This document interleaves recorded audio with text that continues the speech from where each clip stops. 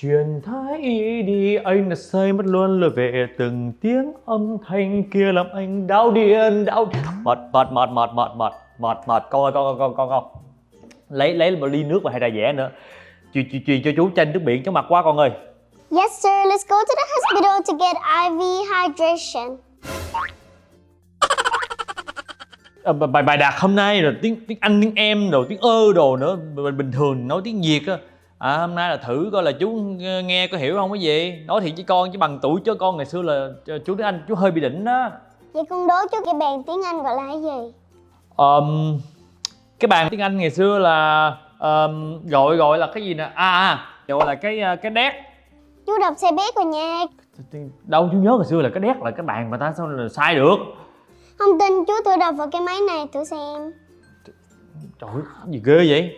Có kiểm tra phần mềm luôn hả? Đét. Cố lên nào. Bé chú ý âm cuối của từ là Thì đó.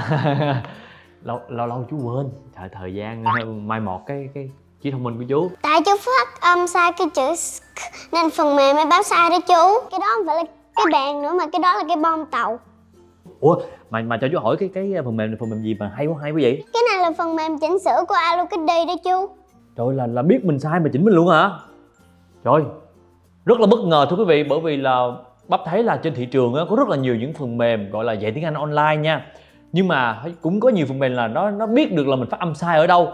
Nhưng mà chưa có phần mềm nào mà gọi là chỉnh cho mình từng âm tiết như vậy luôn. Đét với phần mềm này lại phát hiện lỗi vô cùng nhanh, rồi hướng dẫn các bé đọc chuẩn đến từng âm tiết luôn.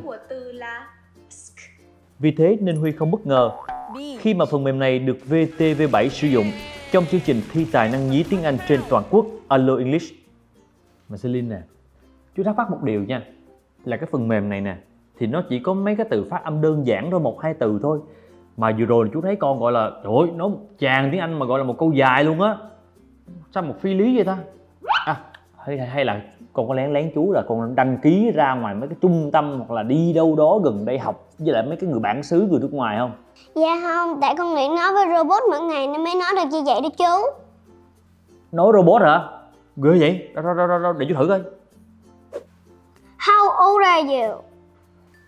I'm 5 years old. I'm 5 years old too. Nice to meet you. Nice to meet you too. Quả là cháu ruột của tôi, giỏi giang y như tôi vậy đó, quá thông minh, tự hào. Các bạn ơi, mặc dù đây là một phần mềm học online nhưng mà hoàn toàn chuẩn quốc tế nha. Và các bé sẽ được học rất là bài bản, từ cơ bản cho tới nâng cao, phù hợp với năng lực của mình. Và các cha mẹ ơi, hãy nhớ vào phần kiểm tra trình độ để xem các bé phù hợp với trình độ nào nha. Và quý vị ơi, các bé khi mà sử dụng ứng dụng đó sẽ được học theo một lộ trình như sau nha. Đầu tiên là từ vựng nè, luyện từ vựng, luyện phát âm. Tiếp tới là bài học nè, luyện viết, luyện nói, luyện nghe hiểu, luyện đọc hiểu.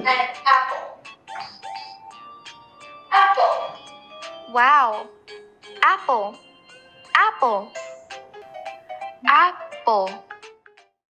Và cuối cùng 5 là phần giải trí với trò chơi và bài hát.